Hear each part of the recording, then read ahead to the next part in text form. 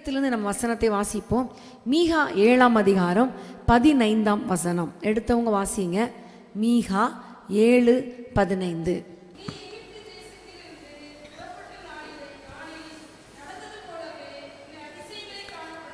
ஆமென். இந்த வசனம் உன்னை அதிசயங்களை காண பண்ணுவேன். இந்த உன்னை அதிசயங்களை காண பண்ணுவேன் எவ்வளோ ஆச்சரியமான ஒரு சந்தோஷமான வார்த்தை இல்லையா? ரொம்ப சந்தோஷமான ஒரு வார்த்தை. இதே போல தான் யோபுலேயும் ஒரு வசனம் உண்டு. ஆராய்ந்து முடியாத அதிசயங்களையும் எண்ணி முடியாத அற்புதங்களையும் அவர் செய்கிறார். யோபு 9:10 இந்த வசனம் சொல்லப்பட்டு இருக்கிறது. எரேமியால ஆண்டவர் சொல்லுகிறார், என்னால் செய்யக்கூடாத அதிசயமான காரியம் ஒன்று உண்டோ? நம்முடைய வாழ்க்கையில் அநேக அற்புதங்களையும் அதிசயங்களையும் செய்கிறவர் நம்முடைய ஆண்டவர். ஏனென்றால் அவர் அதிசயமானவர். ஆமேன். அப்போ அதிசயமானவர் என்றால் நியாயாதிபதிகளில் பார்க்கும் பொழுது, நியாயாதிபதிகளில் மனோவா என்ற ஒரு மனிதன், சிம்சோனுடைய அப்பா ஆண்டவரை பார்த்து கேட்குறாங்க, உம்முடைய நாமம் என்ன? அப்போ ஆண்டவர் சொல்லுகிறார், அதிசயம். ஹல்லேலூயா.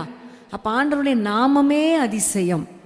அது மட்டும் இல்லாமல் அவருடைய பிறப்பு அதிசயம். ஆண்டவருடைய பிறப்பு அதிசயம்.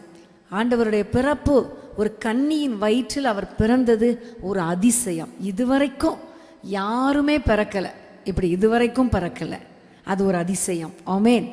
அது மட்டும் இல்லாமல் தேவாதி தேவன் இந்த உலகத்தில் மனு உருக்கொண்டு நமக்காக நம்ம மேலே ஒரு அன்பு வைத்து நம்முடைய சாபங்களை தீர்க்க இந்த உலகத்துக்கு வந்தது ஒரு அதிசயம். ஆமேன். அதிசயம். அடுத்தது நம்முடைய பாவங்களுக்காக அவர் சிலுவையிலே மரித்தது ஒரு அதிசயம்.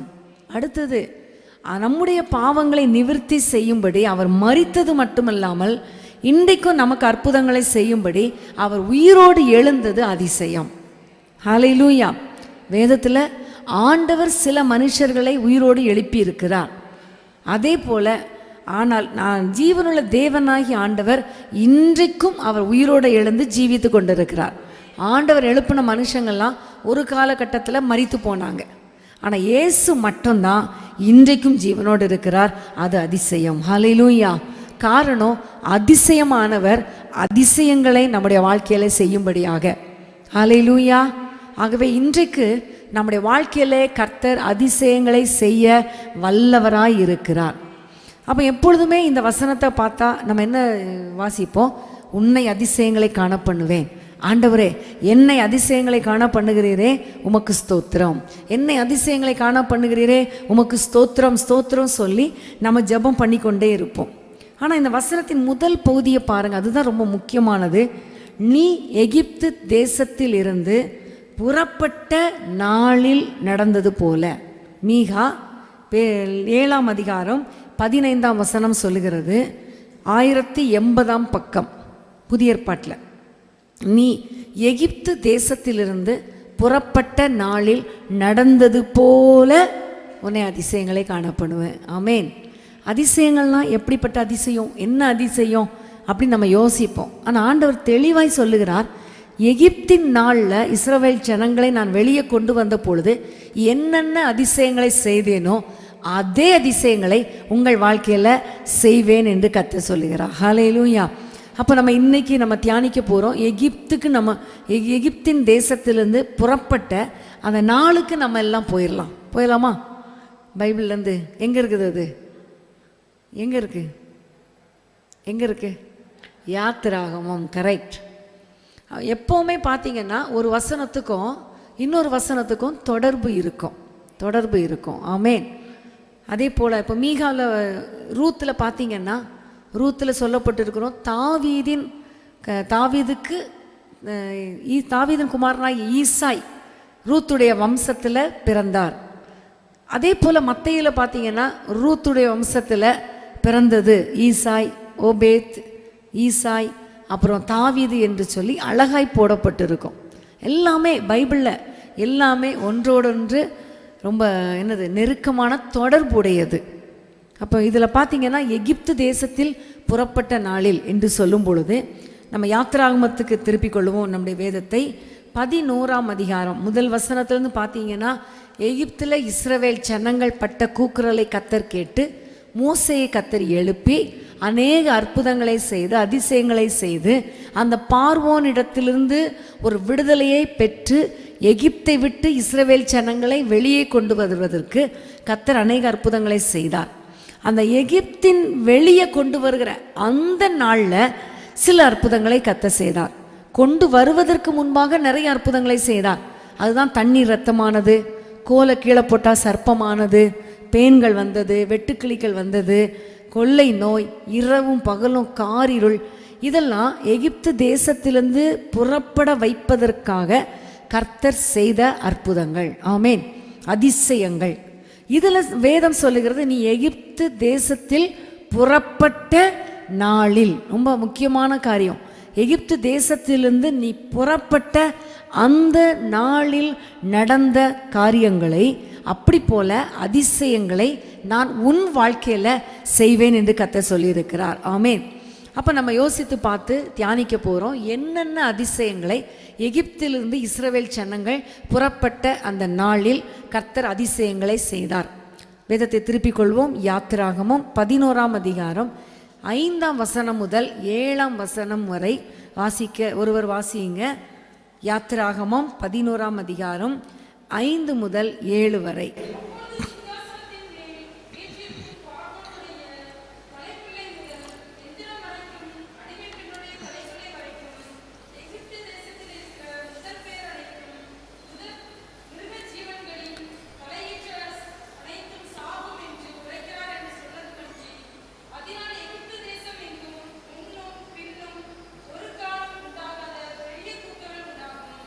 அடுத்த வசனம்.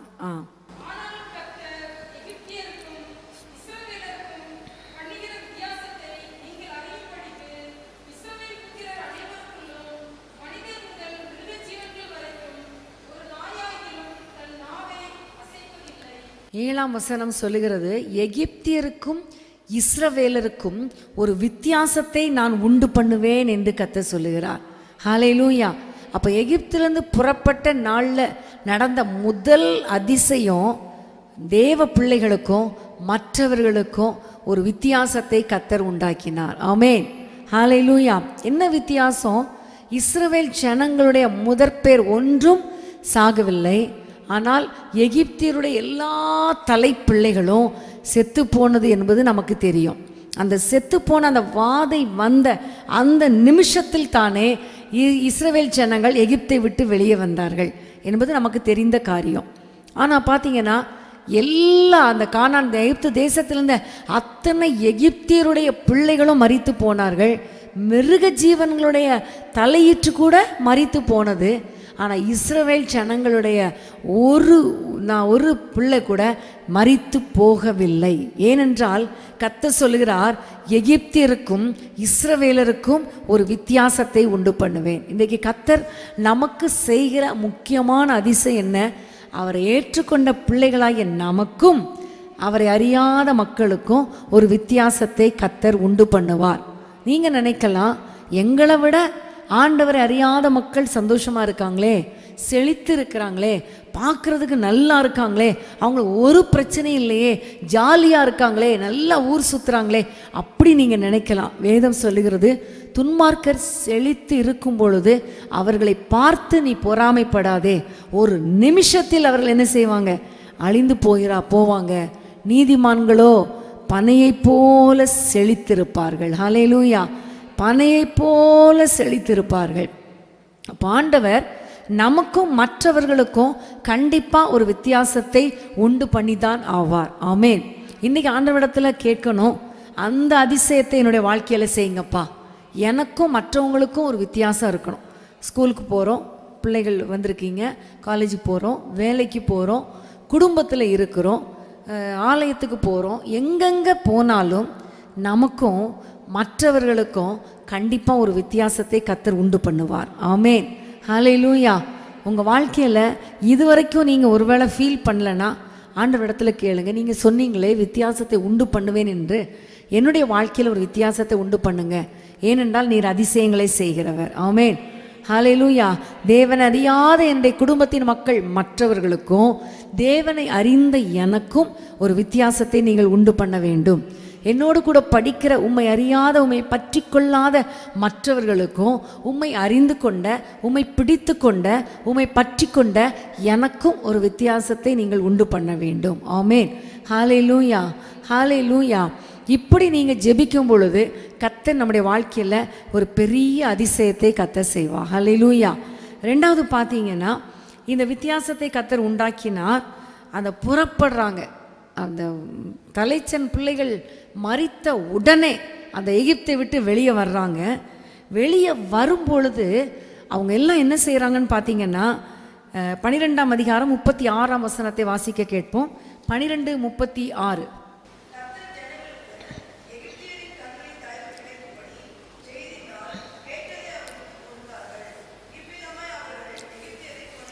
அவர்கள் எகிப்தியரை கொள்ளையிட்டார்கள். இவ்விதமாய் அவர்கள் எகிப்தியரை கொள்ளையிட்டார்கள். பார்த்திங்கன்னா, எல்லாரையும் பிள்ளைகள் மரித்த உடனே பார்வோன் எல்லாரையும் அனுப்புகிறான். வேகமாக போங்க, வேகமாக போங்க, துரிதமாக போங்கன்னு. எல்லாரும் மூட்டை முடித்து எல்லாம் எடுத்துக்கிட்டு, மிருக ஜீவன்கள் எல்லாத்தையும் எடுத்துகிட்டு வெளியே வர்றாங்க. வெளியே வரும்போது கர்த்தர் சொல்லுகிறார், நீ அவங்ககிட்ட போய் என்ன கேளு, பொன்னுடைமைகள் எல்லாத்தையும் கேளு, அவங்க தந்துருவாங்க அப்படின்னு சொன்னாங்க. அதே போல் கேட்ட பொழுது அவர்கள் கொடுக்க வைத்தார். ஆண்டவர் கொடுக்க வைத்தார், அவர்கள் கொடுத்தார்கள். இவ்விதமாய் அவர்கள் எகிப்தியரை கொள்ளையிட்டார்கள் என்று வேதம் சொல்லுகிறது. அப்போ நான் ஒன்று கேட்குறேன், கொள்ளையிடலாமா, திருடலாமா? அடுத்த பாஷை, திருடலாமா, களவு செய்யலாமா, மற்றவங்க பொருளை எடுக்கலாமா? இவங்க வெளியே தான் வர்றாங்க, தன்னுடைய மிருக ஜீவன்களை தூக்கிட்டு வராங்க, ஓகே. பிள்ளைங்களை கூட்டிகிட்டு வராங்க, ஓகே. தங்கள் பொருட்களை எடுத்துகிட்டு வரலாம், ஓகே. ஆனால் எப்படி மற்ற எகிப்தியருடைய காரியங்களை கொள்ளையிடலாம்? பார்த்தீங்கன்னா, கொள்ளையிட்டார்கள் என்று வேதம் சொல்லுகிறது. ஆனால் எப்படி வாங்கினாங்க? தெரியாமல் எடுத்துகிட்டு வரல, கேட்டாங்க, கொடுத்தாங்க. ஆமேன். இது எதற்காக இவர்கள் கொள்ளையிட்டார்கள் என்று வேதம் சொல்லுகிறது என்றால், கிட்டத்தட்ட பார்த்தீங்கன்னா 400 வருஷம் அடிமைத்தனத்தில் இருந்தாங்க. ஆரம்பத்தில் பார்த்தீங்கன்னா, இவங்க செஞ்ச வேலைக்கு நல்ல கூலி கொடுத்துட்டு இருந்தான் பார்வோம். இவங்க செஞ்ச வேலைக்கெல்லாம் நல்ல கூலி கொடுத்துட்டு இருந்தான். போக போக நாங்கள் கர்த்தரை ஆராதிக்கணும், எங்களை விட்டுரு அப்படின்னு சொல்லும்போது அடிமைப்படுத்த வச்சு அவன் கூலிலாம் கொடுக்காம கஷ்டப்படுத்தி நெருக்கப்படுத்தி, நாங்கள் எவ்வளவு செங்கல் நீ அறுக்கணுமோ அவ்வளோ அறுத்து தான் ஆகணும், ஆனால் நான் உனக்கு என்ன தரமாட்டேன், வைக்கோல் தரமாட்டேன், பொருள் தரமாட்டேன், கூலி தரமாட்டேன், எதுவும் தரமாட்டேன், ஆனால் நீ செய்ய வேண்டியது செய்யணும் என்று கொடுமைப்படுத்தினாங்க. அப்போ பார்த்தீங்கன்னா, அவங்க கையில் பணம் இருந்திருக்குமா? இருந்திருக்காது. கஷ்டப்பட்டு கஷ்டப்பட்டு கஷ்டப்பட்டு வேலை செய்து அந்த பிரயாசத்தின் பலனை அவர்கள் அனுபவிக்காமல் இருந்ததினால ஆண்டவர் பார்த்தார், இந்த அடிமைத்தனத்தில் இருக்கிற இவர்களுக்கு சேர வேண்டிய அத்தனை ஆசீர்வாதத்தையும் அன்றைக்கு கர்த்தர் கொடுத்தார். ஹல்லேலூயா. அதனால தான் எகிப்தியரை கொள்ளையிட கர்த்தர் வைத்தார். ஆனால் அது கொள்ளை கிடையாது, இவர்களுடைய பொருளை தான் அவங்க வாங்கி வச்சுருந்தாங்க, இவர்களுடைய சம்பாத்தியத்தை தான் அங்கே வச்சுருந்தாங்க. இன்றைக்கி கூட பார்த்திங்கன்னா நிறைய வேலைகள் இருக்கும். கவர்மெண்ட் ஜாபுக்கு நீ போனோம், நீ வரியா அப்படின்னு சொன்னால் உனக்கு 10,000 ரூபா சம்பளம் கிடைக்கும்னு சொல்லிடுவாங்க. ஆனால் கொடுக்கறது எவ்வளோ கொடுப்பாங்க தெரியுமா? 7,000 5,000 கொடுப்பாங்க. மீதி பணம் யாருக்கு போயிடும்? வேலையில் வச்சவங்களுக்கு போயிடும். இது ஒரு பக்கம் இப்படிப்பட்ட அநியாயம் நடந்துகிட்ருக்கு. ஆனால் ஆண்டவரிடத்தில் நம்ம கேட்கணும், ஆண்டவரே எனக்கு நியாயமாய் வர வேண்டிய ஆசீர்வாதம், எனக்கு நியாயமாய் வர வேண்டிய என்னுடைய சுதந்திர பாகம் எனக்கு வர வேண்டும். ஹல்லேலூயா. வேற யாராவது திருடி வச்சிருக்கலாம், ஆனால் கர்த்தர் சொல்லுகிறார், எகிப்தின் நாளில் நான் உனக்கு செய்த அதிசயங்களை இன்றைக்கு செய்வேன்னு சொன்னார்னா இதுவும் ஒரு அதிசயம். ஹல்லேலூயா. நம்ம கொள்ளையிட போகிறோம். நம்முடைய சொத்து சுதந்திரம், நம்முடைய வருமானம், நமக்கு நியாயமாக வர வேண்டிய எல்லாம் யார் யார் கையில் இருக்குதோ இன்றைக்கு ஆண்டவரிடத்தில் கிளைம் பண்ணி ஜெபம் பண்ணுங்க. எனக்கு வரணும் ஆண்டவரே, நான் இழந்தது எனக்கு திரும்ப கிடைக்கணும், என்னுடைய பிரயாசத்துக்கு பலன் எனக்கு வரணும் என்று நீங்கள் ஜெபித்தா கர்த்தர் கண்டிப்பாக அந்த பிரயாசத்தின் பலனை உங்களுக்கு கர்த்தர் தருவார், நமக்கு தருவார். ஹல்லேலூயா, ஹல்லேலூயா. இதுதான் எகிப்தியரை கொள்ளையிட்டார்கள். அவர்களுக்கு வர வேண்டியது அன்றைக்கு கிடைத்தது. ஒரு செழிப்பை குறிக்கிறது, ஒரு ப்ராஸ்பரிட்டியை குறிக்கிறது. ஹல்லேலூயா. கண்டிப்பாக கர்த்தர் இங்கே வந்திருக்கிற நம்முடைய வாழ்க்கையில் நமக்கு தேவையான ஆசீர்வாதங்களை, ப்ராஸ்பரிட்டியை கர்த்தர் தர வல்லவராக இருக்கிறார். எப்படி அன்றைக்கு எகிப்தியரிடத்திலிருந்து இஸ்ரவேலருக்கு பொன்னுடைமைகளை எல்லாம் வாங்கி கொடுத்தாரோ, அதே போல் நம்முடைய தேவைகளுக்கு நாம் விரும்புவதற்கும் வேண்டிக் கொள்வதற்கும் அதிகமாக கர்த்தர் செய்ய வல்லமை உள்ளவராக இருக்கிறார். ஹல்லேலூயா, ஹல்லேலூயா. அதே 12ஆம் அதிகாரம் 41ஆம் வசனத்தை வாசிக்க கேட்போம். 41. 430 வருஷம் முடிந்த அன்றைய தினமே கர்த்தருடைய சேனை புறப்பட்டது. ஆமேன், ஹல்லேலூயா. இப்போ பாருங்க, 430 வருஷங்கள் முடிந்த அன்றைய தினமே அப்படின்னு ஒரு வார்த்தை கொடுக்குறாரு. இதே காரியம் ஆதியாகமத்தில் சொல்லப்பட்டிருக்கிறது. திருப்புங்க, ஆதியாகமம் 15ஆம் அதிகாரம் 13ஆம் வசனம். ஆதியாகமம் 15:13.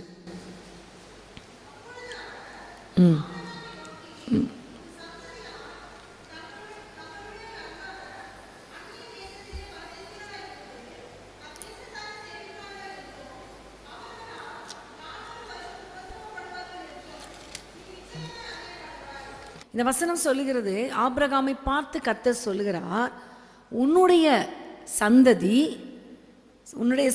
என்ன செய்யும்? 400 வருஷம் அந்நிய தேசத்தில் உபத்திரவப்படுவார்கள் என்று கர்த்தர் சொல்லுகிறார். ஆனாலும் அடுத்த வசனம் சொல்லுகிறது, நான் அவர்களை மிகுந்த பொருட்களுடனே புறப்பட்டு வர செய்வேன் என்று கர்த்தர் சொல்லுகிறார். ஹல்லேலூயா. அப்போ 400 வருஷம் அந்நிய தேசத்தில் இஸ்ரவேல் ஜனங்கள், அதாவது ஆபிரகாமின் சந்ததியார் உபத்திரவப்படுவார்கள் என்று ஆதியாகமத்திலேயே கர்த்தர் தீர்க்க தரிசனம் சொல்லிவிட்டார். உபத்திரவப்படுவார்கள், ஆனாலும் அவர்கள் மிகுந்த பொருட்களுடன் வெளியே வருவார்கள் என்று ஒரு வாக்குத்தத்தத்தையும் கர்த்தர் கொடுத்தார். ஆனால் நீங்கள் இதில் பாருங்கள், இங்கே 400 வருஷம், ஆனால் இங்கே என்ன சொல்லப்பட்டிருக்கிறது? 430 வருஷம். அப்போ இது கொஞ்சம் தப்பு மாதிரி தெரியுதில்ல? ஆனால் பைபிள் தப்பு பண்ணாது, பொய் சொல்லாது. ஆமேன். பார்த்தீங்கன்னா 400 வருஷம் உபத்திரவத்தின் காலம், உபத்திரவப்பட்டது 400 வருஷம். ஆனால் அதற்கு முன்பாக அவர்கள் அந்த எகிப்தின் நன்மையை அனுபவித்தார்கள், யோசேப்பின் காலத்தில் சந்தோஷத்தை அனுபவித்தார்கள். அப்போது ஆக மொத்தம் 430 வருஷம் அவங்க அந்த எகிப்தில் இருந்தாங்க. 400 வருஷம் உபத்திரவப்பட்டார்கள். 430 வருஷம் முடிந்த அன்றைய தினமே கர்த்தர் அவர்களை வெளியே கொண்டு வந்தார். இது எதை குறிக்கிறது? கர்த்தர் சொன்ன வாக்குத்தத்தம் நிறைவேறும். ஆமேன். கர்த்தர் ஆபிரகாமுக்கு சொன்ன வாக்குத்தத்தத்தை யாத்ராகமத்திலே மோசேயின் காலத்திலே கர்த்தர் நிறைவேற்றினார். ஹல்லேலூயா. ஆபிரகாம், ஈசாக்கு, யாக்கோபு, யோசேப்பு, யாக்கோபின் சந்ததி தான் எகிப்துக்கு போனாங்க. அப்படிப்பட்ட நேரத்தில் யாக்கோபு, யோசேப்பு எல்லாம் வந்தாங்க அந்த இடத்துல எகிப்துக்கு எல்லாம் சந்ததியாய் புறப்பட்டு போனார்கள். ஆனால் 400 வருஷம் கஷ்டப்படுத்தப்பட்டாங்க. அந்த 430 வருஷம் முடிந்த அன்றைய தினமே கர்த்தர் அவர்களை வெளியே புறப்பட பண்ணினார். ஹல்லேலூயா. உங்களுக்கு கர்த்தர் கொடுத்த வாக்குத்தத்தங்கள் இன்னும் நிறைவேறலையே, இன்னும் நடக்கலையே, இன்னும் அதை நான் சுதந்திரிக்கலையே, கர்த்தர் எனக்கு சொன்ன தீர்க்க தரிசனம் இன்னும் நிறைவேறலையே, இப்படிலாம் நீங்கள் நினைக்கலாம். ஆனால் கர்த்தர் அதற்கென்று ஒரு நேரத்தை வைத்திருக்கிறார். கரெக்டாக அந்த நேரத்துக்கு முன்பாகவும் ஒன்றும் நடக்காது, அந்த நேரத்திற்கு பின்பாகவும் நடக்காது. சரியான நேரத்தில் கர்த்தர் செய்து முடிப்பார். அதுதான் எகிப்தின் தேசத்திலிருந்து புறப்பட்ட நாளில் நடந்த அற்புதம். ஹல்லேலூயா, ஹல்லேலூயா. நீங்கள் ஒருவேளை சோர்ந்து போய் வந்திருக்கலாம், இன்னும் என் வாழ்க்கை கட்டப்படலை, இன்னும் என்னுடைய வாழ்க்கையில் எனக்கு அற்புதம் நடக்கலை, இன்னும் என்னுடைய வாழ்க்கையில் என்னுடைய பிள்ளைகள் வாழ்க்கையில் எனக்கு அதிசயம் நடக்கலை என்றெல்லாம் நீங்கள் நினைத்து வந்திருக்கலாம். ஆனால் கர்த்தர் உங்களுக்கென்று சொன்ன வாக்குத்தத்தத்தை கர்த்தர் நிறைவேற்றுவார். ஆமேன். இந்த வருஷத்தில் ஆண்டவர் புதிய காரியத்தை செய்வேன் என்று கர்த்தர் நமக்கு வாக்கு கொடுத்தார். அதே போல் பார்த்தீங்கன்னா அதிகாலை ஜெபத்தை எழுப்ப கர்த்தர் கிருபை கொடுத்தார். ஒவ்வொரு ஊழியங்களையும் புதிய ஊழியங்களை செய்வதற்கு கர்த்தர் கிருபை கொடுத்தார். ஹல்லேலூயா. நேற்றைய தினத்திலே பார்த்தீங்கன்னா பென் டிரைவில் கர்த்தருடைய ஊழியத்தை அந்த செய்திகளை தொகுத்து வழங்குவதற்கு கர்த்தர் கிருபை கொடுத்தார். இப்படி அநேக ஊழியங்களை கர்த்தர் நமக்கு கிருபையாய் கொடுத்து கொண்டிருக்கிறார். ஹல்லேலூயா. அப்போ புதிய காரியத்தை செய்வேன் என்று சொன்னால் நான் கூட சில சமயம் நினைப்பேன், என்ன ஆண்டவரை என்ன அற்புதமே செய்யலையேன்னு. ஆனால் யோசித்து பார்த்தா அநேக புதிய காரியங்களை கர்த்தர் செய்து கொண்டு இருக்கிறார். அப்போ உங்கள் வாழ்க்கையில் கூட நீங்கள் நினைக்கலாம், ஜனவரி மாதத்தில் எனக்கு வாக்குத்தத்தம் கொடுத்தார், நிறைவேறலை. பிப்ரவரி மாதம் வாக்குத்தத்தம் கொடுத்தார், நிறைவேறலை. போன வருஷம் கொடுத்த வாக்குத்தத்தம் இன்னும் நிறைவேறலை அப்படி நீங்கள் நினைக்கலாம். ஆனால் கர்த்தர் நிச்சயமாகவே அந்த வாக்குத்தத்தத்தை நிறைவேற்றுவார். ஆமென். உடைய குடும்பத்தில் பிள்ளைகள் ரட்சிக்கப்படுவார்கள் என்பதற்காக கர்த்தர் வாக்குத்தத்தம் கொடுத்துருக்கலாம். ஆனால் அந்த வாக்குத்தத்தத்தை பிடித்து கொள்ளுங்க, நிச்சயமாகவே அந்த குறித்த நேரத்தில் கர்த்தர் ரட்சிப்புக்குள்ளே நடத்துவார். ஆமென். பிள்ளைகளுடைய எதிர்காலம் கட்டப்படும் என்று கர்த்தர் வாக்குத்தத்தம் கொடுத்திருப்பார். நீங்கள் நினைக்கலாம், இன்னும் கட்டப்படலையே, இன்னும் ஆசீர்வதிக்கப்படலையே. ஆனால் கர்த்தர் நிச்சயமாகவே கர்த்தர் கட்டி முடிப்பார், எழுப்புவார். ஹல்லேலூயா. பிள்ளைகளுக்கு குழந்தை இல்லையே, வேலை இல்லையே அப்படி நீங்கள் யோசித்திருக்கலாம். ஆனால் கர்த்தர் செய்த வாக்குத்தத்தங்கள் நிச்சயமாக நிறைவேறும். ஆமென். ஹல்லேலூயா. ஏனென்றால் அவர் வாக்கு பண்ணினவர் உண்மை உள்ளவர், வாக்கு பண்ணினவர் மாறாதவர், வாக்கு பண்ணினவர் வாக்குத்தத்தங்களை நிறைவேற்ற வல்லவராய் இருக்கிறார். ஆமென். நம்ம செய்ய வேண்டிய வேலை விசுவாசிக்கணும். ஆபிரகாமுக்கு சொன்னதை இங்கே யாத்திராகமத்தில் கர்த்தர் நிறைவேற்றுவாரையானால் அன்றைய தினமே கரெக்டாக கணக்கு போட்டு கர்த்தர் பார்க்குறார். கணக்கு போட்டு கர்த்தர் அந்த வருஷங்களை நாட்களை கணக்கு போட்டு அன்றைய தினமே கர்த்தர் வெளியே கொண்டு வர்றாருன்னா நம்முடைய வாழ்க்கையில் அவர் குறித்த நேரத்தில் அற்புதம் செய்வாரா செய்ய மாட்டாரா? நிச்சயமாக செய்வார். ஹல்லேலூயா. நம்ம அதிசயங்களை காண பண்ணுவார். யாத்திராகமம் 13ஆம் அதிகாரம் 21, 22 வசனத்தை நாம் வாசிக்க கேட்போம். யாத்திராகமம் 13, 21, 22.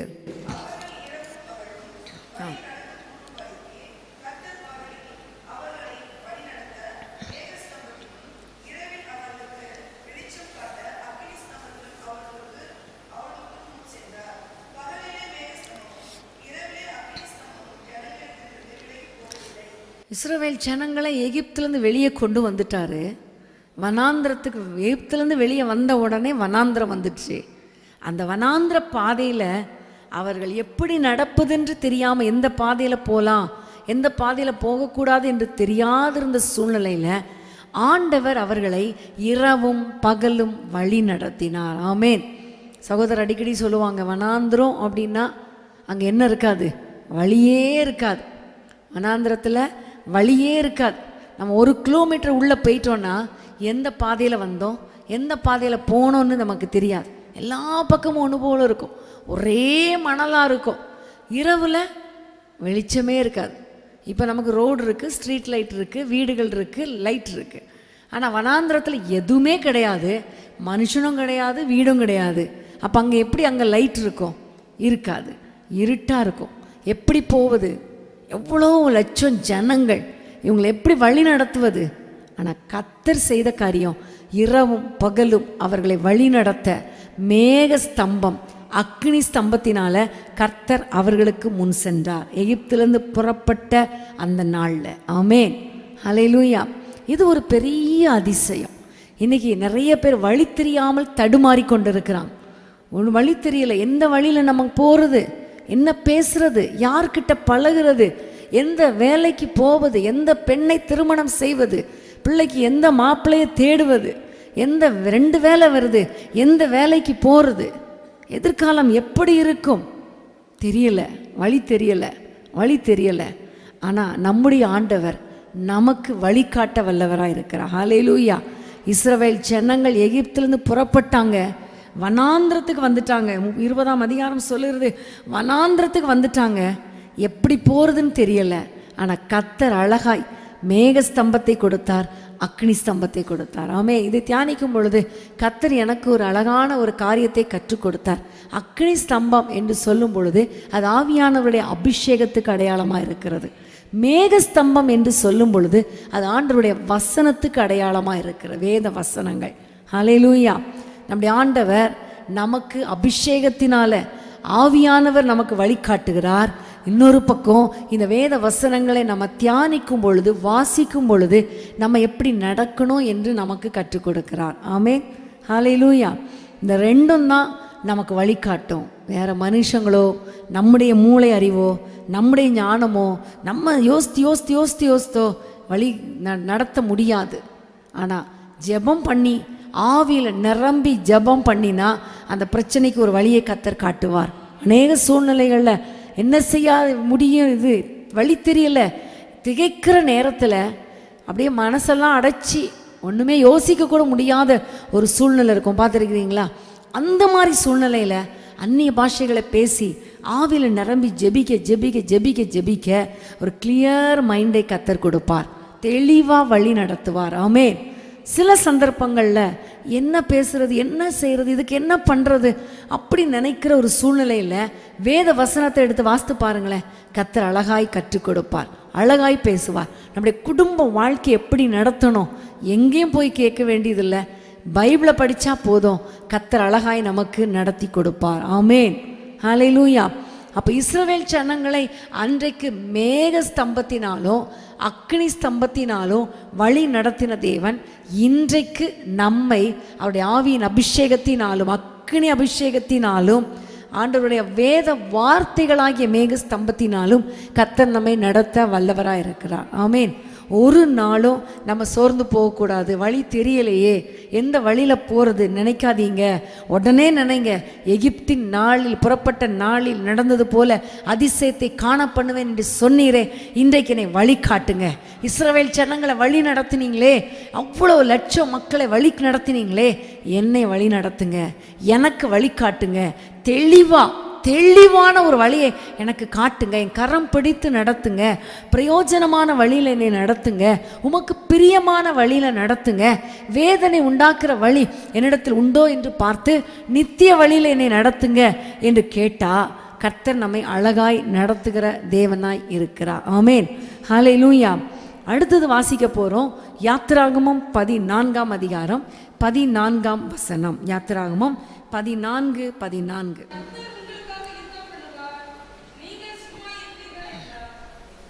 கர்த்தர் உங்களுக்காக யுத்தம் பண்ணுவார், நீங்கள் சும்மா இருப்பீர்கள். வனாந்திரத்தில் வந்துட்டாங்க, நடந்துகிட்டே இருக்காங்க. திடீர்னு பார்த்தா பயங்கர சத்தம். என்ன சத்தம்னு திரும்பி பார்த்தா என்ன வந்தது? இஸ்ரவேல் ஜனங்களை மீண்டும் துரத்தி கொண்டு பார்வோனின் சேனை வந்தது. இவங்களுக்கு தெரியும் இவங்க எவ்வளோ அடிமைப்படுத்தினவங்க, இப்போ திரும்பவும் வர்றாங்களே. அப்படி வேதனையோடு கூட முன்னோக்கி வேகமாக ஓடலான்னு ஓடுறாங்க. கொஞ்ச தூரம் ஓடுறதுக்குள்ளே முன்னாடி பார்த்தா என்ன வந்துருச்சு? செங்கடல் வந்துருச்சு. பாதை அடைக்கப்பட்டு விட்டது. வழியே இல்லை. ஒன்று கடலுக்குள்ளே மூழ்கி சாகணும், இல்லைன்னா பார்வோனின் சேனையில் மாட்டிடணும். ஒன்று அவங்களோட திரும்பவும் எகிப்துக்கு திரும்பி போகணும் அடிமைகளாக, இல்லைன்னா இந்த செங்கடலை குதித்து சாகணும். இதை தவிர வேற வழியே இல்லை. அப்படிப்பட்ட சூழ்நிலையில் ஆண்டவர் சொல்லுகிறார், உங்களுக்காக கர்த்தர் யுத்தம் பண்ணுவா. ஹல்லேலூயா, ஹல்லேலூயா. எகிப்திலிருந்து புறப்பட்ட நாளில் கர்த்தர் இஸ்ரவேல் ஜனங்களுக்காக யுத்தம் பண்ணினார். ஆமென். தடைகளை கர்த்தர் மாற்றினார். செங்கடல் முன்பாக வந்தது, கர்த்தர் ஒரு வாசலை திறந்தார். ஹல்லேலூயா, ஹல்லேலூயா. நீங்கள் பார்த்தீங்கன்னா ரொம்ப அழகாக இருக்கும். அந்த அதிகாரத்தை நீங்கள் வாசித்து பார்த்தா ரொம்ப சந்தோஷமாக இருக்கும். கர்த்தர் மோசேயை நோக்கி சொல்லுகிறார், உன்னுடைய கரங்களை நீட்டு என்று சொல்லுகிறார். உடனே மோசே கரத்தை நீட்டுகிறான். நீட்டின உடனே கர்த்தர் கீழ்காற்றை வீச பண்ணினார். அந்த கீழ்காற்று வீசினதும் சமுத்திரம் ரெண்டாக பிரிந்தது. ஆமென், ஹல்லேலூயா. பரிசுத்த ஆவியானவராகிய காற்று நம்முடைய குடும்பத்தில் வீசினா கர்த்தர் நமக்காக வாசல்களை திறப்பார். ஹல்லேலூயா.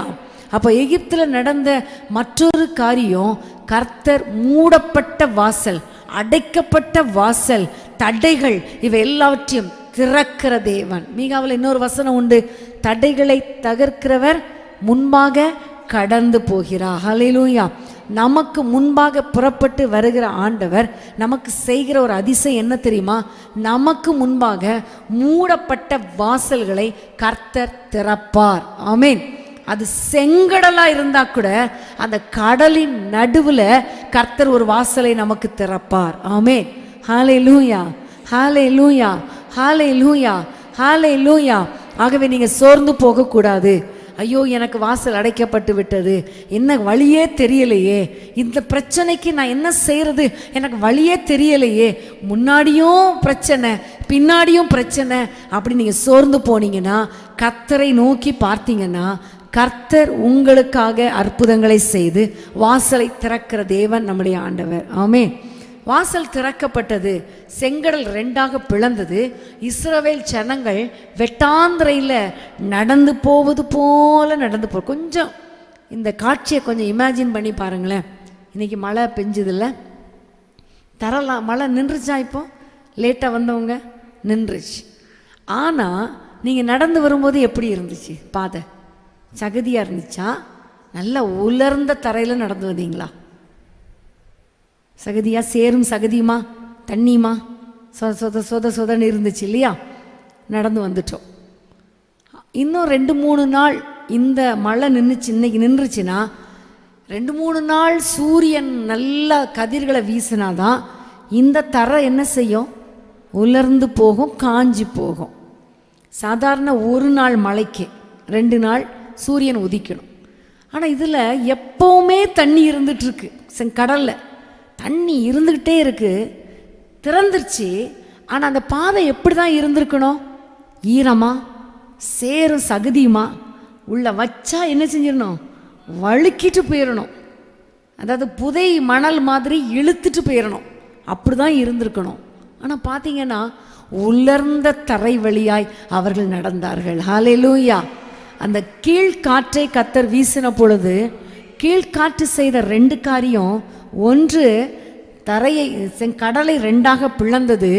இன்னொன்று, அந்த தரையை உலர்ந்த தரையாக மாற்றியது. ஆமென். இதெல்லாம் ஆச்சரியம். யோசித்து பார்த்தா ரொம்ப ஆச்சரியம். நம்முடைய ஆண்டவர் நமக்கு அதிசயத்தை செய்யும் போதும் ஆச்சரியமாக தான் இருக்கும். ஆராய்ந்து முடியாத அதிசயம், யோசித்து பார்க்க முடியாத அதிசயம், கிரகிக்க முடியாத அதிசயம். ஆமென். நினைச்சு கூட பார்க்க முடியாத அதிசயம், நம்முடைய மூளைக்கு எட்டாத ஒரு அதிசயம், சிந்தனைக்கு அப்பாற்பட்ட ஒரு அதிசயம், நாம் நினைப்பதற்கும் வேண்டுவதற்கும் அதிகமான ஒரு அதிசயம். ஹல்லேலூயா. இது உங்கள் வாழ்க்கையில் கர்த்தர் செய்வார். இது வெறுமனே பைபிள் ஸ்டடி நினைக்காதீங்க. இது ஒரு தீர்க்க தரிசனமான வார்த்தை. கர்த்தர் உங்கள் வாழ்க்கையில் மூடப்பட்ட வாசல்களை கர்த்தர் திறப்பது மட்டும் இல்லை, அந்த திறந்து செங்கடலை திறந்து சேரும் சகதியுமா இருந்தால் எப்படி நடக்க முடியும்? கஷ்டப்பட்டு நடக்கணும். ஆனால் உலர்ந்த தரனா எப்படி ஈஸியாக நடக்கலாம் இல்லையா? அப்போ அற்புதங்கள் நமக்கு செய்யும் பொழுது நம்ம ஈஸியாக அந்த அற்புதத்தை சுதந்திரித்து கொள்வோம். ஹல்லேலூயா. ரொம்ப ஈஸியாக, ரொம்ப ஸ்மூத்தாக, அழகாய் சுதந்திரித்து கொள்ள கர்த்தர் கிருபை பாராட்டுவா. ஹல்லேலூயா. ஆகவே நீங்கள் சோர்ந்து போகக்கூடாது. தொடர்ந்து பார்த்தீங்கன்னா அவங்க அழகாக நடந்துட்டு போகிறாங்க. 2 பக்கமும் அந்த ஜலம் எப்படி இருக்குது? மதில் மாதிரி ஒரு பாதுகாப்பாக கர்த்தர் வச்சிருக்கிறாரு. நடந்து போயிட்டே இருக்காங்க. திடீர்னு திரும்பி பார்க்குறாங்க. யார் வர்றா பின்னாடி? அதே வாசல் தான், அதே கடல் தான், அதே பாதை தான், அதே உலர்ந்த தரை தான். யாரும் வர்றாங்க. பார்வோனோ. எப்படி இருக்கும்? எவ்வளோ கஷ்டமாக இருக்கும். ஆண்டவர் எனக்கு தான் இந்த அற்புதத்தை செஞ்சார்னு பார்த்தா அதே அற்புதத்தை யாரும் அனுபவிக்கிறாங்க? பார்வோன் சேனையை அனுபவிக்கிறாங்களே. இன்னும் கொஞ்சம் வேகமாக, நம்மளே வேகமாக ஓடுறோம், அவங்க இன்னும் வேகமாக. அவங்க ரதத்தில் வர்றாங்க, நம்ம நடந்து போகிறோம். அவங்க எதில் வர்றாங்க? ரதத்தில் வர்றாங்க. எவ்வளோ ஃபாஸ்ட்டாக வந்து நம்மளை பிடிச்சிக்குவாங்களே, அப்படி எவ்வளோ வேதனையாக இருந்திருக்கும் இல்லையா? இன்றைக்கி கூட நம்முடைய வாழ்க்கையில் பார்த்திங்கன்னா, நான் ஏசப்பாவை ஏற்றுக்கொண்டு ஆண்டவரிடத்துல ஜெபம் பண்ணதுனால தான் எனக்கு இந்த அற்புதம் நடந்துச்சு. ஆனால் அவர் நினைக்கலை, யோசிக்கலை, ஆலயத்துக்கு வர்றதில்ல, ப்ரேயர் சென்டருக்கு வர்றதில்ல, ஒரு நிமிஷம் கூட அவரை யோசித்து பார்க்குறதில்ல. அவங்க பிள்ளைங்களும் நல்லா தானே இருக்காங்க, அவங்க வீடும் நல்லா கட்டப்படுதே, அவங்களும் ஆசீர்வாதமாக இருக்காங்களே, அவங்க குடும்பமாக சந்தோஷமாக இருக்காங்களே, ஏன் அப்படிங்கிற எண்ணம் உங்களுக்கு இருக்கலாம். ஆனால் நீங்கள் தொடர்ந்து வாஸ்து பார்த்தீங்கன்னா நடந்து நடந்து வந்துகிட்டே இருக்காங்க. ஆனால் நீங்கள் ஒரு அருமையான ஒரு வசனத்தை நீங்கள் வாசிக்க போகிறீங்க. 25ஆம் வசனம் வாசிங்க.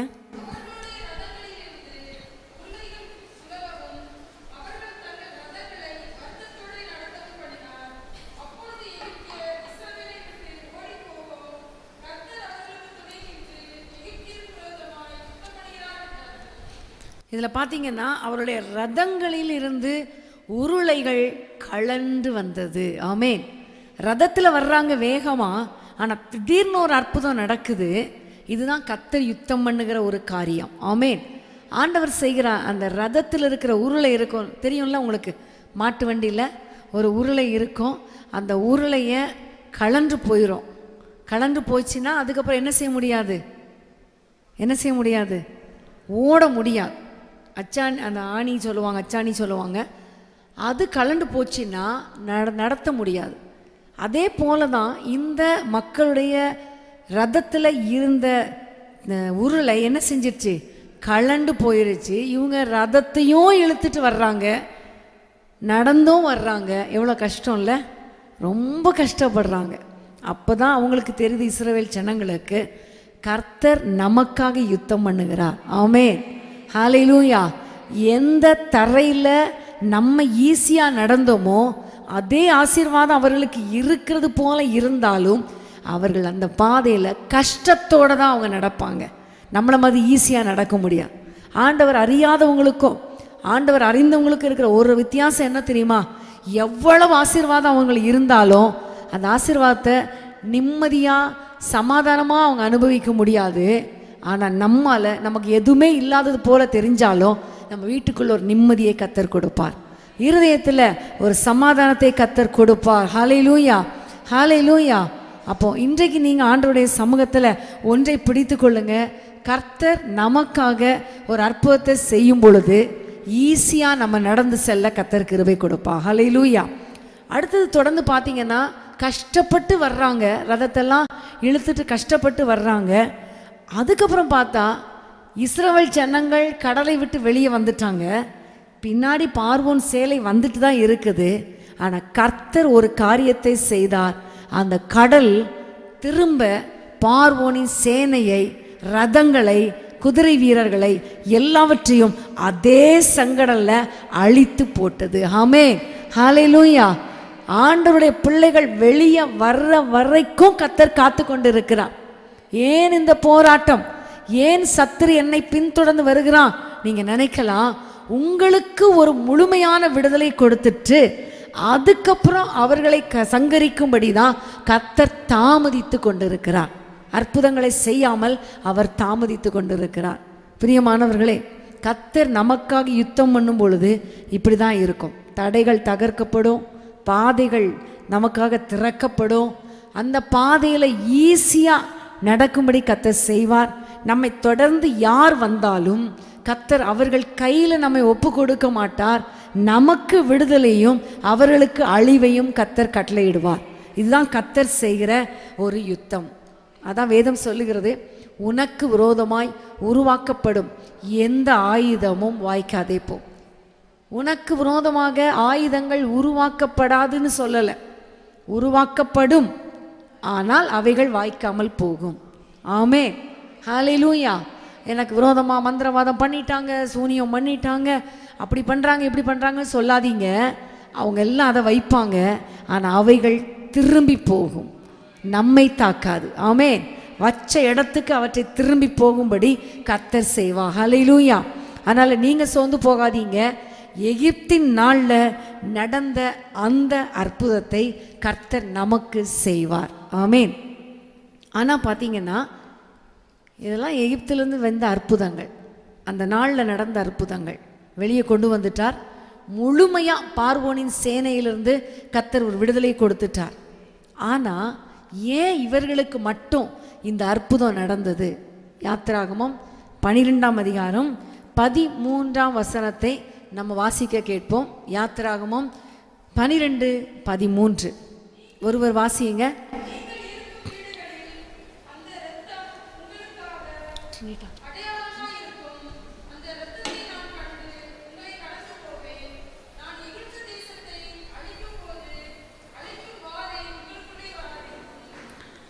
இந்த வசனத்தை பாருங்க. யாத்திராகமம் 12ஆம் அதிகாரம் 13ஆம் வசனம் சொல்லுகிறது, நீங்க இருக்கிற வீட்டில் எகிப்திலிருந்து புறப்படுவதற்கு முன்பாக கர்த்தர் செய்த ஒரு முக்கியமான காரியம் என்ன அப்படின்னா, இஸ்ரவேல் ஜனங்களை பார்த்து ஆண்டவர் சொல்லுகிறார், இந்த எகிப்திலிருந்து புறப்படுவதற்கு முன்பாக முதல்ல நீங்க செய்ய வேண்டியது ஒரு ஆட்டுக்குட்டியை நீங்கள் அடித்து அந்த இரத்தத்தை நீங்கள் பூச வேண்டும்.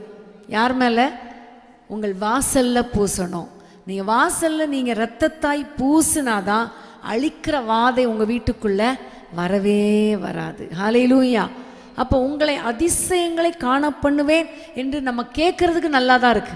ஒரு வித்தியாசத்தை கர்த்தர் கொடுப்பார், ஆசீர்வதிப்பார், வழி நடத்துவார், ப்ராஸ்பரிட்டி தருவார், நல்ல ஒரு பொன் உடைமைகள் இன்னும் எல்லாவற்றையும் கர்த்தர் கொடுப்பார். கொள்ளையடிப்போம், கர்த்தர் வாக்கு தத்தத்தை நிறைவேற்றுவார், நமக்காக யுத்தம் பண்ணுவார், ஈஸியாக ஒரு பாதையை திறப்பார். இதெல்லாம் நல்லா தான் இருக்குது. ஆனால் யாருக்கு நடக்கும்னா இரத்தத்தால் கழுவப்பட்டவர்களுக்கு தான் நடக்கும். அந்த எகிப்தின் நாளில் அன்றைக்கு இரவில் கர்த்தர் செய்த காரியம், அந்த இரத்தம் பூசப்பட்ட வீடுகளில் தான் வாதை வராமல் இருக்கும். ஹல்லேலூயா. அப்போ இன்றைக்கு அந்த இயேசுவின் இரத்தம், இன்றைக்கும் அந்த பஸ்கா பலியாகிய இயேசுவின் இரத்தம் இன்றைக்கும் அடிக்கப்பட்டு நமக்காக ஜீவனோடு கூட இருக்கிறது. யாரெல்லாம் அந்த இரத்தத்தை நம்ம கிளைம் பண்ணுறோமோ, என்னை பாதுகாத்து கொள்ளுங்க, இயேசுவின் இரத்தத்தால் என்னை கழுவுங்க, இயேசுவின் இரத்தம் என்னுடைய பாவங்களை நீக்கி சுத்தமாக்கட்டும் என்றெல்லாம் சொல்கிறோமோ, அவர்களுக்கு மட்டும்தான் இந்த ஆசீர்வாதங்கள் அவர்கள் வீடுகளில் வந்து தங்கும். ஆமேன். இரத்தத்தினால கழுவப்படாதவர்களுக்கு எந்த விதத்திலும் அற்புதம் நடக்காது. ஆமேன், ஆமேன். இன்னைக்கு பாருங்க, வாக்கு தத்தங்களெல்லாம் கேட்கறதுக்கு நல்லா தான் இருக்குல்ல. இந்த வாக்கு தத்தங்களெல்லாம் ஸ்டிக்கரில் வச்சு இருக்கும்போது ரொம்ப நல்லா இருக்கு. ஆனால் அந்த நிபந்தனைகளை மட்டும் நம்ம என்ன செய்யறதில்ல, பிடித்து கொள்றதில்ல. நிபந்தனைகள் நமக்கு வேண்டாம், வாக்கு தத்தம் மட்டும் நமக்கு வேணும். இன்றைக்கி காலையில் என்னுடைய ஃபோனில் வந்த ஒரு மெசேஜை நான் உங்களுக்கு சொல்ல விரும்புகிறேன். எனக்கு ரொம்ப டச்சிங்காக இருந்துச்சு. ஒரு கணவன் அவசரமாக வீட்டில் கிளம்பி புறப்பட்டு கொண்டு இருக்கும் பொழுது மனைவி வீட்டில் வேலை செஞ்சிட்டு இருந்தாராம். அப்போ இவர் என்ன செஞ்சுருக்காரு, ஒரு நல்ல ஒரு கடிதத்தை மனைவிக்கு எழுதி வச்சுட்டு டைனிங் டேபிளில் வச்சுட்டு அவசரமாக போயிட்டார். பேசுகிறது கூட டைம் இல்லை, ஓடிட்டார். இந்த மனைவி எல்லா வேலையும் முடிச்சுட்டு 12 மணி 1 மணி ஆயிரம்ல மத்தியானம் வேலையெல்லாம் எல்லா வேலையும் முடிச்சுட்டு வந்து டைனிங் டேபிளில் வந்து உட்காந்துருக்காங்க. அப்போ அதில் ஒரு லெட்டர் இருந்திருக்கு, எடுத்து அதை திறந்து பார்த்துருக்காங்க. என்னுடைய அன்பான மனைவியே. உடனே அவங்களுக்கு ஒரே சந்தோஷம். இப்போ தான் இருந்தார், ஆனால் இந்த என்னுடைய கணவர் இவ்வளோ டைட்டு வேலையிலையும் எனக்குன்னு டைம் ஸ்பெண்ட் பண்ணி இந்த லெட்டர் எழுதியிருக்காரே அப்படின்னு சொல்லிட்டு அப்படி மேலே பார்த்துட்டு கீழே பார்த்துருக்காங்க. கடைசியில், இப்படிக்கு உன்னை அதிகமாக விரும்பும் உன்னுடைய அன்பு கணவன் பேர். பா, என்னை எவ்வளவா நேசிக்கிறார் இந்த கணவர், எவ்வளோ அன்பாக நேசிக்கிறார், என் பிரிய மனைவியேன்னு சொல்கிறாரு, அன்பு கணவன் சொல்கிறாரு. இதை மாதிரி ஒரு பாசமுள்ள கணவன் யாருக்கு கிடைக்கும் அப்படின்னு சொல்லிட்டு இந்த லெட்டரை மூடி வச்சுட்டு, இன்னைக்கு என்னுடைய கணவனுக்கு பிரியமான சமையலை செய்ய போகிறேன், நல்லா நீட்டாக ட்ரெஸ் பண்ண போகிறேன், என் வீட்டை நீட்டாக அலங்கரிக்க போகிறேன் அப்படின்னு சொல்லிட்டு வீடெல்லாம் நல்லா க்ளீன் பண்ணி எல்லாம் ரெடி பண்ணி சாப்பாடெலாம் செஞ்சு ட்ரெஸ் பண்ணி சாயந்தரம் காத்திருந்தாங்களாம். எப்போவுமே 8 மணிக்கு வர்ற கணவன் அன்றைக்கி 6 மணிக்கே வந்துட்டாராம். அந்த உடனே இவங்க ரொம்ப சந்தோஷமாக கதவை திறந்துட்டு ரொம்ப நீட்டாக அவங்க போய் நின்னாங்களாம். நீட்டாக ஒரு நைட்டி மாட்டிட்டு வீட்டில் தானே இருக்காங்க, குளிச்சுட்டு. உடனே அவர் பார்த்தாராம். பார்த்துட்டு, நான் தந்த லெட்டரை படிச்சியா இல்லையான்னு கேட்டாராம். படித்தேன். படித்ததுக்கப்புறமா நீ இப்படி நிற்கிற, என்ன நீங்கள் சொல்கிறீங்க, படிச்சியா இல்லையா அப்படின்னு கேட்டோடனே படித்தேன் அப்படின்னு சொல்லும்போதே இவருக்கு ரொம்ப கோவம் வந்துருச்சு. வீட்டில் இருந்த ரூமில் போய் அவர் சூட்கேஸ் ஒன்று ரெடியாக இருந்துச்சான், சூட்கேஸை தூக்கிட்டு வெளியே போயிட்டாராம். இந்த அம்மாவுக்கு ஒன்றும் புரியலை, என்னடா இது, அன்பான மனைவியே அப்படின்னு அழகாக லெட்டர் எழுதியிருந்தார், ஆனால் ஏன் இவ்வளோ கோவமாக போகிறாரு. சரி, இந்த லெட்டரில் என்ன தான் எழுதியிருக்காரு பார்க்கலாம் அப்படின்னு அதை எடுத்து படித்தா அதில் எழுதியிருக்கான், அன்பான மனைவியே, என்னுடைய அலுவலகத்திலிருந்து துபாய்க்கு 7 நாட்கள் போவதற்கு ஒரு நல்ல சான்ஸ் கிடச்சிருக்கு, மனைவியும் கூட்டிகிட்டு போக சொல்லியிருக்காங்க. நீ ஒன்று பண்ணு, நைட்டு டின்னர் செய்யாத, சாப்பாடு செய்யாத, நீட்டாக குளித்து நல்லா ட்ரெஸ் பண்ணிவிட்டு ஒரு சூட்கேஸில் உனக்கு வேண்டிய 7 நாளைக்கு வேண்டிய ட்ரெஸ்ஸை எடுத்து வச்சுட்டு ரெடியாயிரு. 6 மணிக்கு நான் வருவேன், வந்த உடனே சூட்கேஸ் எடுத்துகிட்டு தான் போகணும், வேறு டைம் கிடையாது, 6:30 மணிக்கு ஏர்போர்ட்டில் இருக்கணும் அப்படின்னு சொல்லி எழுதியிருந்துச்சான். இதை பார்த்து வேதனைப்பட்டாங்களாம். நம்ம கூட நினைப்போம், என்னடா இது இவ்வளோ பயங்கரமான ஒரு பெண்ணாக இருக்காங்க, இப்படியா இருப்பாங்க அப்படின்னு சொல்லி. ஆனால் இன்றைக்கி ஆண்டவர் இதை போல தான் நமக்கு ஒரு நல்ல அருமையான லெட்டர் எழுதி கொடுத்துருக்கிறாரு. அதான் இந்த வேத வசனம். ஹல்லேலூயா. நம்ம பிரியமான மகளே பயப்படாதே, கலங்காதே, நான் உன்னோடு இருக்கிறேன்னு சொல்கிற வாக்கு தத்தங்களெல்லாம் நம்ம படிச்சுட்டு ஏசப்பா என் கூட இருக்கிறாரு, அற்புதமாக இருக்காது, நல்ல வாக்கு தத்தம் சூப்பராக இருக்குது, ஸ்டிக்கரில் போடலாமா, அது பண்ணலாமா, இது பண்ணலாமான்னு செஞ்சுட்டு நம்ம ஏசப்பாவுக்காக ஓடி ஓடி வேலை செய்கிறோம், அதை செய்கிறோம், இதை செய்கிறோம், எல்லாத்தையும் செய்கிறோம். ஆனால் கர்த்தர் சொல்லுகிறாரு, பைபிளில் சொல்லப்பட்ட வார்த்தைகளின்படி நீ செய்கிறியா? என்னுடைய வார்த்தைக்கு நீ செவி கொடுக்கிறியா? நீ என்னுடைய வார்த்தைக்கு கீழ்ப்படிந்தால்தான் இப்பொழுது சொல்லப்பட்ட ஆசீர்வாதங்கள் எல்லாம் உனக்கு வந்து பலிக்கும். இல்லைன்னா என்ன செய்யாது? பலிக்காது. ஆண்டவருடைய வருகை வரப்போது நானும் ஆண்டவருடைய பிள்ளைதான் சொல்லிக்கொண்டு ஆண்டவருடைய வார்த்தைக்கு கீழ்ப்படியலைன்னா அவரோடு கூட நம்ம எடுத்துக்கொள்ளப்பட முடியாது. எப்படி இந்த மனைவி கைவிடப்பட்டு போனாலோ அதை போல் வீட்டில் தான் இருக்கணும். அதனால் இன்றைக்கு அன்பா உங்களுக்கு சொல்கிறேன், உண்மையிலேயே அர்த்தமுள்ள ஒரு கதை இல்லையா? ஒவ்வொரு நாளும் வேத வசனங்களை படிக்கும்போது என்ன அற்புதத்தை செய்ய போகிறார் அப்படி இல்லை, இந்த அற்புதத்தை நான் பெற்றுக்கொள்வதற்கு நான் என்ன செய்ய வேண்டும். ஆமென். அப்போது இயேசுவின் இரத்தத்தினால் ஒவ்வொரு நாளும் கழுவப்பட்டு அந்த பஸ்கா ஆட்டுக்குட்டியின் இரத்தத்தை நம்ம ஒவ்வொரு நாளும் கிளைம் பண்ணும் பொழுது அவருக்காக பரிசுத்தமாய் வாழும்போது தான் எகிப்தின் நாளில் நடந்த அந்த அற்புதங்களை கர்த்தர் செய்வார். ஆமென். அப்படி நடக்காட்டா என்ன நடக்கும்? ஒரே ஒரு வசனத்தை நம்ம வாசித்து முடிக்க போகிறேன். எசேக்கியேல் 30ஆம் அதிகாரம் 9ஆம் வசனம். எசேக்கியேல் 30:9.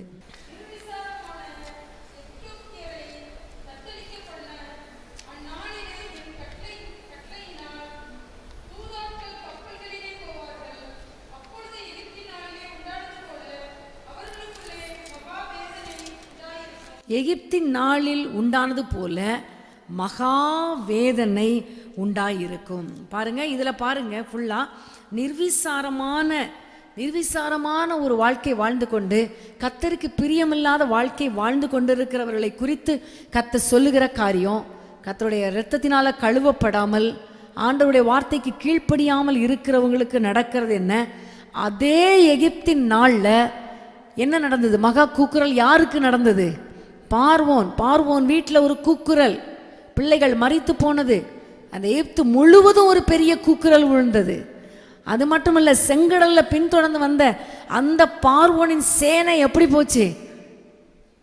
செங்கடலுக்குள்ள அழிந்து போனது. இஸ்ரவேல் ஜனங்கள் நினைச்சாங்க, எங்களுக்கு எகிப்தில் கல்லறை குழிகள் இல்லைன்னா இங்கே எங்களை கொண்டு வந்தீங்கன்னு கேட்டாங்க. ஆனால் இந்த செங்கடல் இஸ்ரவேல் ஜனங்களுக்கு கல்லறையா தோட்டமாக மாறல, பார்வோனின் சேனைக்கு தான் கல்லறை தோட்டமாக. ஆமென். அப்போ ஆண்டவரை அறியாமல் வாழ்கிறவர்களுக்கு, கர்த்தருடைய அறிந்து கொள்ளாமல் அவருக்கு கீழ்ப்படியாமல் வாழ்கிறவர்களுக்கு எகிப்தின் நாளில் நடந்தது போல மகா வேதனை உண்டாயிருக்கும். ஆமென். ஆனால் இரத்தத்தினால கழுவப்பட்டு அவருடைய பிள்ளைகளாய் வாழ்கிறவர்களுக்கு எகிப்தின் நாளில் நடந்தது போல, எகிப்திலிருந்து புறப்பட்ட நாளில் நடந்தது போல அதிசயங்களை கர்த்தர் காண பண்ணுவார். ஆமென். ஹல்லேலூயா. அப்போ இந்த வார்த்தையின் மூலமாக இன்றைக்கி கர்த்தர் நமக்கு நிறைய காரியங்களை கற்றுக் கொடுத்துருக்கிறார் இல்லையா? நம்ம உன்னை அதிசயங்களை காண பண்ணணும், இதை தான் நம்ம பிடிச்சிட்டு இருப்போம். எகிப்தின் நாளில் கொண்டு வந்து வைக்க மாட்டோம், இப்படி கம்பேர் பண்ணி பார்க்க மாட்டோம் இல்லையா? ஆனால் இன்றைக்கு கர்த்தர் இந்த ஒரே வசனத்திலிருந்து நிறைய காரியங்களை கர்த்தர் நமக்கு கற்றுக் கொடுத்திருக்கிறார். ஹல்லேலூயா. வார்த்தைகளை கற்றுக் கொடுத்த தேவன் நம்மை கண்டிப்பாக ஆச்சரியமாக நம்மை நடத்துவார் என்பதில் ஒரு சந்தேகமும் இல்லை. ஹல்லேலூயா. இப்போ இந்த வார்த்தைகளை நம்ம பிடிச்சிருக்கிறோம். இயேசுவின் ரத்தத்தினால எங்களை ஒரு விசை கழுவுங்கப்பான்னு கேட்க போகிறோம். உங்களுடைய வார்த்தைக்கு நடுங்குகிற ஒரு வாழ்க்கையை எங்களுக்கு தாங்கன்னு கேட்க போகிறோம். கண்டிப்பாக இந்த ஆசீர்வாதங்கள் ஒவ்வொன்றும் நம்முடைய வாழ்க்கையில் நடக்கும். ஹல்லேலூயா. எல்லாம் எழுந்து நிற்போமா? ஆண்டவரை நோக்கி பார்ப்போம். கர்த்தர் இன்றைக்கு நமக்கு இந்த பைபிள் ஸ்டடி மூலமாக கற்றுக் கொடுத்த வார்த்தைகளுக்காக ஆண்டவருக்கு நம்ம ஸ்தோத்திரம் பண்ணிடுவோமா? ஸ்தோத்திரம் அப்பா, ஸ்தோத்திரம் அப்பா. நீ சொன்ன வார்த்தையின்படி எகிப்தின் நாளில் நடந்தது போல ஆண்டவரே எங்களை அதிசயங்களை காண பண்ணுவேன் என்று நீ சொன்ன வார்த்தைக்காக உமக்கு ஸ்தோத்திரம் ஆண்டவரே, உமக்கு ஸ்தோத்திரம் ஆண்டவரே. மற்றவர்களுக்கும் எங்களுக்கும் ஒரு வித்தியாசத்தை நீங்கள் உண்டாக்க போறீங்களே, அதற்காக உமக்கு ஸ்தோத்திரம். நாங்கள் இழந்த ஆசீர்வாதங்களை நாங்கள் திரும்ப பெற்றுக்கொள்ள போகிறோமே, உமக்கு ஸ்தோத்திரம். எங்கள் வாழ்க்கையில் இருக்கிற தரித்திரத்தின் ஆவி வெளியேற போறதற்காக ஸ்தோத்திரம். இன்னைக்கு ஒரு பெரிய கொள்ளையை நாங்கள் அனுபவிக்க போகிறோம், அதற்காக ஸ்தோத்திரம் ஆண்டவரே. வாக்கு தத்தங்கள் பண்ணின தேவன் கரெக்டா கரெக்டா குறித்த நாள்ல வாக்குத்தத்தங்களை நிறைவேற்றுகிறவர். அதற்காக உமக்கு ஸ்தோத்திரம். எங்கள் வாழ்க்கையில இந்த வருஷத்தின் ஆரம்பத்தில் இருந்து நீர் சொன்ன வார்த்தைகளை கர்த்தர் நீர் சீக்கிரம் துரிதமாய் நிறைவேற்ற போறீரே, அதற்காக உமக்கு ஸ்தோத்திரம். ஆண்டவரே, இஸ்ரவேல் ஜனங்களை வழி நடத்தினீரப்பா. அது வனாந்திரமாய் இருந்தாலும் வழி தெரியாமல் திகைத்த அவர்களை பகல்ல மேக ஸ்தம்பத்தினாலும் இரவில் அக்கினி ஸ்தம்பத்தினாலும் வழி நடத்தினீரே, அதே போல எங்களை வழி நடத்த போறீங்களே, உமக்கு ஸ்தோத்திரம். ஆண்டவர், உம்முடைய அபிஷேகத்தினால ஆவியானவரால எங்களுக்கு வழி காட்டுங்கப்பா. உம்முடைய வேத வசனங்களை தியானிக்கும் பொழுது எங்களுக்கு வழி காட்டுங்கப்பா. எங்களுடைய உள்ளான மனுஷன்ல உம்முடைய வார்த்தைகளை, உம்முடைய குரலை கேட்க வழி இதுவே, இதிலே நட என்கிற வார்த்தை கேட்க எங்கள் ஒவ்வொருவருக்கும் எங்கள் காதுகளை நீ திறந்தருளுவீராக ராஜா. எங்களை நடத்துவீராக அப்பா. இஸ்ரவேல் ஜனங்களுக்காக செங்கடலாய் இருந்தாலும் அதுல ஒரு பாதையை திறந்தீரப்பா. யோர்தானை இரண்டாக பிளந்தீரே. எங்கள் வாழ்க்கையில எங்களுக்கு முன்பாக தடைகளை மாற்றி போடுவீராக. எங்களுக்கு முன்பாக மூடப்பட்ட வாசல்கள் திறக்கப்படுவதாக, திறக்கப்படுவதாக. ஆண்டவரே, ஆசீர்வாதங்களை எப்படி இஸ்ரவேல் ஜனங்கள் லேசாக ஆண்டவரே வெட்டாந்தரையில நடந்து ஈஸியா சுதந்திரித்து கொண்டார்களோ, அதே போல சுலபமாய் லகுவாய் ஈஸியாய் சுதந்திரித்து கொள்ள எங்களுக்கு கிருபை தாரும் ஆண்டவரே. எல்லாவற்றுக்கும் மேலாக இஸ்ரவேல் ஜனங்களுக்கு விரோதமாக வந்த சத்ருவின் சேனைகளை ஆண்டவரை செங்கடல்ல கவிழ்த்து போட்டு அவர்களுக்காக யுத்தம் பண்ணினது எவ்வளவு உண்மையோ, அதே போல எங்களுக்கு விரோதமாய் வருகிற சத்ருவின் கிரியைகளை கர்த்தர் அழித்து போடுகிறதற்காய் ஸ்தோத்திரம். எங்களுக்கு விரோதமாய் எழும்புகிற சாத்தானின் கிரியைகளை வெள்ளம் போல சத்துரு வரும் பொழுது ஆவியானவர் கொடியேற்றுகிறதற்காய் ஸ்தோத்திரம். எங்களுக்கு விரோதமாய் எழும்புகிற எந்த ஆயுதமும் வாய்க்காமல் போக பண்ணுகிறீரே, உமக்கு ஸ்தோத்திரம். எங்களுக்கு விரோதமான மந்திரவாதம் கிடையாது, குறி சொல்லுதல் கிடையாது, சத்ருவின் தந்திரங்கள் கிடையாது, மனுஷிக தந்திரங்கள் கிடையாது. வராமையின் நாவிகள், எரிச்சலின் நாவிகள், ஆண்டவரே பயத்தின் நாவிகள், சோர்வின் நாவிகள், தற்கொலை எண்ணங்கள், இவை எல்லாவற்றையும் ஆண்டவரே நீர் அதம் பண்ணி போடுகிறதற்காய் உமக்கு ஸ்தோத்திரம். எங்களுக்கு ஒரு நிம்மதியான வாழ்க்கையை நீங்க தரப்போறீங்களே, உமக்கு ஸ்தோத்திரம் அப்பா, ஸ்தோத்திரம் அப்பா. ஆனா இதை பெற்றுக்கொள்ள எங்களை ஒரு விசை கழுவுங்க. உமக்கு பிரியமுள்ள ஒரு வாழ்க்கை வாழ, உமக்காக வாழ எங்களை அர்ப்பணிக்கிறோம் அப்பா. ஒவ்வொரு குடும்பத்தின் மேலும் உம்முடைய இரத்தம் இப்பொழுது தெளிக்கப்படுவதாக. அன்றைக்கு ஆண்டவரே இஸ்ரவேல் ஜனங்களுடைய வீடுகள்ல இரத்தம் பூசப்பட்டது போல இன்னைக்கு எங்கள் வீடுகள்ல இரத்தம் பூசப்படுவதாக. எங்களுடைய நிலைக்கால்கள்ல இரத்தம் பூசப்படுவதாக. எங்களுடைய தலையில இரத்தம் பூசப்படுவதாக. உச்சம் தலை முதல் உள்ளம் கால் வரைக்கும் நம்முடைய இரத்தம் பூசப்படுவதாக ராஜா. சத்ருவின் கண்களுக்கு விலக்கி காத்து கொள்ளுங்க. என்னுடைய கணவர் மேல, மனைவி மேல, பிள்ளைகள் மேல, பேர பிள்ளைகள் மேல, பெற்றோர் மேல, உடன் பிறந்தவர்கள் மேல, எங்கள் வாகனங்கள் மேல, எங்களுடைய உடைமைகள் மேல நம்முடைய ரத்தம் பூசப்படுவதாக ராஜா. உமக்கு ஸ்தோத்திரம் அப்பா, உமக்கு ஸ்தோத்திரம். அதே நேரத்தில் அப்பா உமக்கு பிரியமில்லாத வாழ்க்கை வாழ்ந்து அந்த எகிப்தின் நாள்ல நடந்த அந்த பெரிய கூக்குரல், அந்த பெரிய அமளி, அந்த பெரிய தத்தளிப்பு, அந்த பெரிய அழிவு எங்கள் வாழ்க்கையில வராதபடி எங்களை காத்து கொள்ளுங்கப்பா, எங்களை காத்து கொள்ளுங்கப்பா, எங்களை காத்து கொள்ளுங்கப்பா. இங்க வந்த ஒவ்வொருவரையும் கர்த்தர் ஆசீர்வதிக்கிறதற்காக உமக்கு ஸ்தோத்திரம். இரத்தத்தினால மூடி மறைத்து கொள்ளுகிறதற்காக ஸ்தோத்திரம். அதிசயங்களை காண பண்ண போறீரே உமக்கு ஸ்தோத்திரம். அற்புதங்களை, அதிசயங்களை நாங்கள் இயேசுவின் நாமத்தினாலே, இயேசுவின் இரத்தத்தினாலே எடுத்துக்கொள்ளுகிறோம். உமக்கு ஸ்தோத்திரம் அப்பா, உமக்கு ஸ்தோத்திரம் அப்பா. ஒவ்வொரு குடும்பங்களையும் ஆசீர்வதிங்க. இதே நேரத்தில் இணையதளத்தின் வழியாக பார்த்து கொண்டிருக்கிற ஒவ்வொரு குடும்பங்களிலும் இதே அற்புதங்களை நீங்க செய்யுங்கப்பா, இதே அற்புதங்களை செய்யுங்கப்பா. யார் யாரெல்லாம் ஆண்டவரை வேதனையோடு கூட இருக்கிறார்களோ அவர்கள் வேதனைகள் மாறட்டும் அப்பா. அதிசயங்களை காணப்பண்ணும். உங்களுடைய நாமம் மட்டும் மகிமைப்படுவதாக. ஆண்டவரே, எங்களுடைய ஜெபங்களை கேட்டீர்.